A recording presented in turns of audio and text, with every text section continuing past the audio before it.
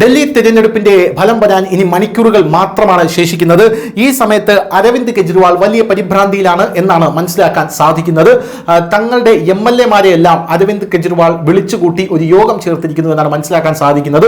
ഏകദേശം തോൽവി ഉറപ്പായതുപോലെയാണ് അരവിന്ദ് കെജ്രിവാൾ പെരുമാറുന്നത് എന്നാണ് AAP-യിലെ MLA-മാർ പോലും പറയുന്നത്. കാരണം BJP-ക്ക് 55 സീറ്റ് വരെ കിട്ടും എന്ന് ചില എക്സിറ്റ് പോൾ ഫലങ്ങൾ പ്രവചിക്കുന്നത് കൊണ്ട് തന്നെ അരവിന്ദ് കെജ്രിവാൾ കൂറുമാറരുത് എന്ന് MP-മാരെ ഓർമ്മിപ്പിക്കാനാണ് ഇപ്പോൾ ഇവരെല്ലാവരെയും ചേർത്തുകൊണ്ട് ഒരു യോഗം വിളിച്ചിരിക്കുന്നതെന്നാണ് മനസ്സിലാക്കാൻ സാധിക്കുന്നത്.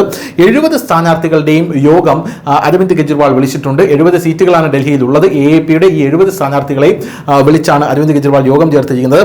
ഫലപ്രഖ്യാപന ദിവസത്തിൽ പല രീതിയിലുള്ള തയ്യാറെടുപ്പുകളും നമുക്ക് നടത്തേണ്ടതായിട്ടുണ്ട് എന്നാണ് കെജ്രിവാൾ പറഞ്ഞിരിക്കുന്നത്. MLA-മാർക്കെതിരായ കൂറുമാറ്റ ആരോപണങ്ങളും ഇതിൽ ചർച്ച ചെയ്യും എന്നുള്ളതാണ് പ്രധാനപ്പെട്ട കാര്യം. എന്തായാലും BJP MLA-മാരെ വിലയ്ക്ക് വാങ്ങാൻ ഒരുങ്ങുകയാണ് എന്ന് അരവിന്ദ് കെജ്രിവാൾ ഇപ്പോഴേ പറഞ്ഞിട്ടുണ്ട്. പോരാത്തതിന് AAP MLA-മാർക്കും സ്ഥാനാർത്ഥികൾക്കും 15 കോടി രൂപയാണ് BJP കൈക്കൂലി നൽകിയിരിക്കുന്നത് എന്ന ആരോപണം ശക്തമാണ്. അത് അരവിന്ദ് കെജ്രിവാൾ യോഗത്തിൽ സൂചിപ്പിച്ചു എന്നാണ് അറിയാനും സാധിക്കുന്നത്. BJP-ക്ക് 55 സീറ്റുകളിൽ കൂടുതൽ ലഭിക്കും എന്നുള്ള സർവേ ഫലങ്ങളൊക്കെ പുറത്തു വരുന്ന ആ ഒരു ഏജൻസികളുടെ പല സർവേ ഫലങ്ങളും കാണിച്ചുകൊണ്ട് അരവിന്ദ് കെജ്രിവാൾ സോഷ്യൽ മീഡിയ പ്ലാറ്റ്ഫോമായിട്ടുള്ള എക്സിലാണ് ഇക്കാര്യം കുറിച്ചിരിക്കുന്നത്.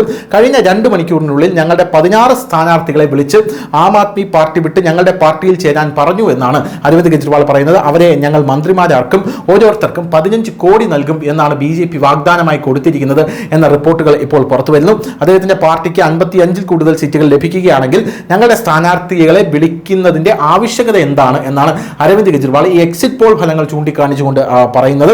ചില സ്ഥാനാർത്ഥികളെ പരാജയപ്പെടുത്താൻ കഴിയുന്ന ഒരു അന്തരീക്ഷം സൃഷ്ടിക്കാൻ വേണ്ടി മാത്രമാണ് ഈ വ്യാജ സർവേകൾ നടത്തിയിരിക്കുന്നത്. പക്ഷേ ഈ ആളുകൾ കാരണം ഞങ്ങളുടെ ആളുകളിൽ ഒരാൾ പോലും തകർന്നു പോകില്ല എന്നും അരവിന്ദ് കെജ്രിവാൾ പറയുന്നു. അതേസമയം ഡൽഹി നിലവിലെ മുഖ്യമന്ത്രിയായിട്ടുള്ള അതിഷി ഈ കാര്യത്തിൽ എന്താണ് പറഞ്ഞിരിക്കുന്നത് എന്ന് നോക്കാം.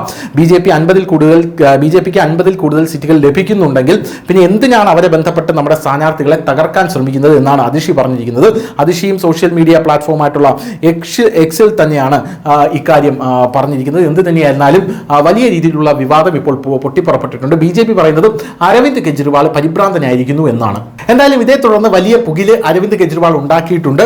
BJP പറയുന്നത് ഇത് അരവിന്ദ് കെജ്രിവാളിന്റെ വെറും ഗിമിക്കാണ് അല്ലെങ്കിൽ അടവാണ് എന്നാണ്. എന്തായാലും ഈ വിഷയത്തിൽ ലഫ്റ്റനന്റ് ഗവർണറായിട്ടുള്ള സക്സേന വലിയ രീതിയിലുള്ള നടപടിയാണ് എടുക്കാൻ ഒരുങ്ങിയിരിക്കുന്നത്. അതായത് ഡൽഹി തെരഞ്ഞെടുപ്പ് ഫലത്തിന് ഒരു ദിവസം മുമ്പ് തങ്ങളുടെ MLA-മാരെ വിളിച്ച് അല്ലെങ്കിൽ തങ്ങളുടെ സ്ഥാനാർത്ഥികളെ വിളിച്ച് 15 കോടി രൂപ നൽകാമെന്ന് ആവശ്യപ്പെട്ടു എന്ന് അരവിന്ദ് കെജ്രിവാളിന് ഉറപ്പുള്ള സ്ഥിതിക്ക് ഞാനൊരു അന്വേഷണം പ്രഖ്യാപിക്കുകയാണ് എന്നാണ് അവിടെയുള്ള LG-VK സക്സേന അനുമതി നൽകിയിരിക്കുന്നത്.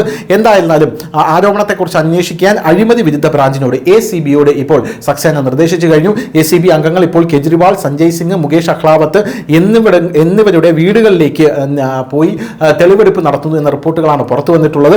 ആം ആദ്മി പാർട്ടി ഇതോടുകൂടി വെട്ടിലായി എന്നാണ് BJP-കാർ തന്നെ പറഞ്ഞിരിക്കുന്നത്. കാരണം ഇല്ലാത്ത പൊള്ളയായിട്ടൊരു വാദമാണ് കെജ്രിവാൾ ഉന്നയിച്ചിരിക്കുന്നത്. നാളെ കെജ്രിവാൾ തോൽക്കുകയാണെങ്കിൽ BJP-യുടെ തലയിൽ BJP കുതിര കച്ചവടം നടത്തുന്നു എന്ന് പറഞ്ഞ് ഒരു ആരോപണം കെട്ടിവെക്കാനുള്ള കെജ്രിവാളിന്റെ ഗൂഢമായ തന്ത്രത്തിന്റെ ഭാഗമാണ് ഇതാണെന്നാണ് BJP പറയുന്നത്. എന്ത് തന്നെയായിരുന്നാലും ഇതിൽ ലഫ്റ്റനന്റ് ഗവർണറായിട്ടുള്ള സക്സേന ഇടപെട്ടതോടുകൂടി കളി വേറെ തലത്തിലേക്ക് മാറി എന്നുള്ള കാര്യത്തിൽ തർക്കമില്ല. News desk news Malayalam.